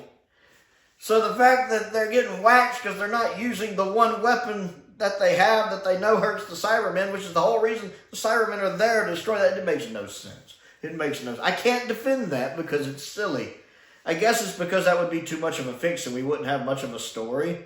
Also, the location work in the caves. Because, that's right, I had to remember, a lot of the caves are not sets. their location. The location work in the caves is great because in what is probably the only time in Classic Who history, at the end of the season, they actually had leftover budget. So they were able to go film in those caves. And that looks good. I mean, you compare Underworld with this. The cave shots look really good, despite the fact they almost killed Elizabeth Sladen. Luckily, I know somebody jumped in to help her because she almost got swept away. But the location work looks really good there in the caves. Got to give them props for that. So I like the story, despite the fact, like I said, it's got one or two kind of flaws to it. It's not perfect, but I still find it very enjoyable. It doesn't quite work as a season finale, which it wasn't intended to be. We all know that Terror of the Zygons was originally supposed to be the finale for season 12, and that would have made a great season finale. It makes a good season opener, though, as well. But I don't think ending on Revenge of the Cybermen is terrible. It's fine. It just doesn't have a season finale feel to it. Maybe if they had done Revenge of the Cybermen and then done Genesis, that would have worked a little better, and used Genesis as a season finale. But I still like Revenge of the Cybermen. And next on the list is The Haunting of Villa Diodati, however you say it. This one's good. It's got such an atmosphere to it, a nice feel to it. Now, the one thing I have against it is it doesn't have a strong rewatchability to me. Not that I'm saying it's not very rewatchable. It's the fact I never had that desire so much to go back and rewatch it. As much as I like it and respect it, which I do, which is why it's placed this high, I never, like, it's one of those episodes I'm like, ooh, I need to rewatch that soon. And next thing I know, it's 6 months later. Ooh, I need to rewatch that soon. Next thing I know, it's another 6 months later. So I still need to go back and rewatch that soon, and I'll probably be saying the same thing 6 months from now. But I do love the feel of it, the tone, the atmosphere, the wondering what's going on, how it ropes in Mary Shelley. Even though I don't quite know how that works in canon with the 8th Doctor audios, but it's Doctor Who. You can still make both of them canon. It's Doctor Who. You can do it. I do like the Lone Cyberman as a concept, and I love the guy who plays him. He's great. Hats off to him. I like how the whole bit about the Cyberium, that's a neat idea. I love the use of lighting in this story. I love the camera work in this story. I love the idea of walking out of I love how walking out of a room, you're walking back into the room, how just the physics of that, maybe, I guess I don't know what the word I'm looking for there, how the spatial something or another, that just doesn't work. How can you walk out of a room in supposedly trying to get into another but walk back into that room? I love that. I like just how that screws with your head. That's really neat. And then I don't even think people really touch on the fact Graham actually saw dead people. That's just kind of there. You could completely cut that out. It doesn't need to be there, but the fact it's there. Isn't this the one I think this is the one that does that? So, and then you just see the doctor like, Graham, what are you talking about? And you're sitting there going, oh. I don't like how she had to fast forward Percy Shelley's memory to his drowning to get it to leave him. That's kind of weird. Imagine knowing that's going to happen. You're experiencing that while you're still alive. That's really weird. And the fact it doesn't prevent what happened to him. I didn't really care for that. It just felt mean. I mean, I get why she did it story-wise, but it felt mean. I also did like the scene. I think this is the one where the doctor tries to explain to the companions, we might all be equal, but I'm kind of the top of the pyramid here, so we're not really equal. I know what I'm talking about. Y'all need to listen to me. And the fact she takes it more personally with the Cybermen. After what happened to Bill, she's got a bit more of a grudge of the Cybermen, like she obviously has with the Daleks due to the Time War. She's like, no one else pays. I shouldn't even have y'all here. No one else pays. I like that. That the wound of what happened to Bill is still kind of there, or at least the scar of it. And so she's a little more on edge about dealing with the Cybermen than she would have been before World Enough in Time. I like that. I just like the consequence of that is still there. It's still a well-written episode. It really is. I really like this writer when she does Doctor Who. I feel like, isn't she the same one who co-wrote Village of the Angels? She's good. We need her back. Solid story. Very atmospheric. Feels great. So, I want to know what you think of the list so far, as we're getting ready to knock on the door of the, top 100, aren't we? Yeah, that was 101, I believe. So, we'll be cracking the top 100 soon. Comment down below and let me know what you think of the series so far. All of the other fun stuff, don't forget the P.O. Box is down there. If there's anything you'd like to send me to look at and review. Love getting the Classic Who Standard Editions. Still need to get 17, 20, 24, and 15. I know 15 just came out as well when I'm recording this anyway. Would love to get some more of those. I also would love, well, you can check out my Amazon wish list or my Amazon UK wish list. That'll tell you some of the stuff I'm interested in, Doctor Who and otherwise. A link to the Patreon is down there as well if you would like to check that out and support me on that. Get early access to videos, including a lot of these. I also want to give a shout out to some of my top tier patrons, Androzani Major, Colin Coney, Unknown289, and Finn Perkins. I appreciate their support as I do the support of all of my patrons. Most importantly, thank you for watching.